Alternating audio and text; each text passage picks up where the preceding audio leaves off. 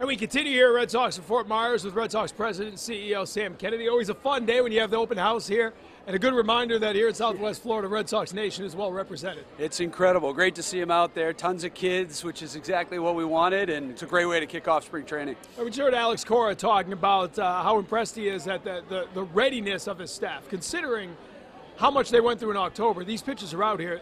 What do I know? But they look pretty good to me. I wouldn't want to step in the box against them. These guys seem ready to repeat. Yeah, you know, spring training is so different in 2019 than it was years ago. It's guys show up. They've already been working out. A lot of them live down here, so they've actually been coming to the ballpark for a couple weeks already. So, yeah, they come into camp. They're in great shape. They've all got nutritionists, sleep coaches. It really is a new world. And so by the time the games start, they'll be ready. Talking to Pedro Martinez, and he said, I can't say they're going to repeat because it's so difficult. But he said this is a team that has what it takes to do it. You know, the hunger still seems to be there. There hasn't been any change in attitude. And unlike 04 or 07 or 13, pretty much the whole team is back. I mean, there were massive changes each time you guys won a championship before. Yeah, Dave Dombrowski and Eddie Romero, Brian O'Halloran, and the whole staff, they've done a great job of making sure that we're well positioned to try and play deep into October again. And make no mistake, that is the goal. The 2019 Red Sox are here to repeat as World Series champions. That's something we've been talking about since November. Tony La Russa has been working on a few strategies, which really involves talking to people that have been with organizations that have repeated.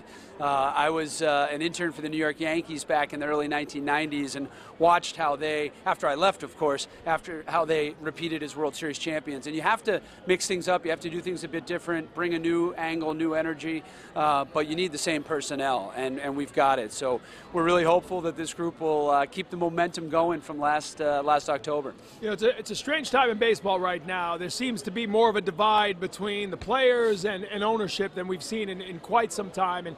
And there's a lot of talk about how to bridge that gap. Kind of different here. I mean, you've got most of your players back. You locked up the couple of players who wanted to come back. But as you watch it, how concerned are you by what's happening throughout the game? Well, you worry about the key issue, and that's communication. And I know that Rob Manfred and Tony Clark are both committed to trying to talk through all these issues. And it really requires a lot of discussion, making sure people understand the issues on both sides.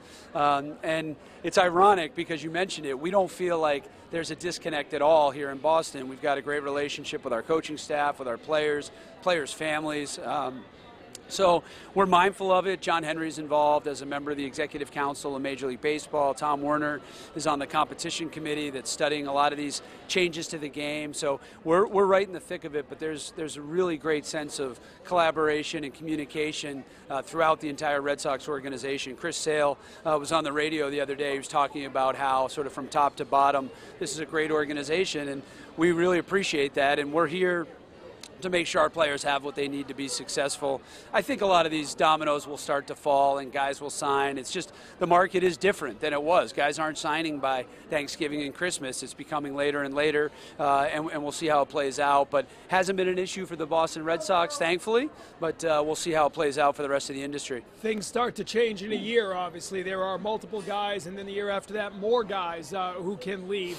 How concerned are you with that window of opportunity and how you navigate through this over the next couple of years? Yeah, the hardest part of our job is when you have such incredible talent at one single time, and we've been able to grow our own through scouting and player development, bring in guys through trades and free agency. We're now entering a period where we are going to have a lot of contract conversations this spring training, next spring training, the one after that. You'd love to keep this group together forever, but the one thing that John Henry and Tom Werner have proved is that they've been able, with different managers, different general managers, different personnel on the field, to have that recipe to win World Series championships. Winning 4 in their time here is remarkable, and I can tell you from spending a lot of time around those guys the last couple months, they're hungry for more. They want number 5, 6, and 7, and you look what the Kraft family's done with the Patriots. They set the blueprint for us. You know, we want to keep this thing going for as long as humanly possible, but there will be, to your point, there will be difficult decisions that have to be made.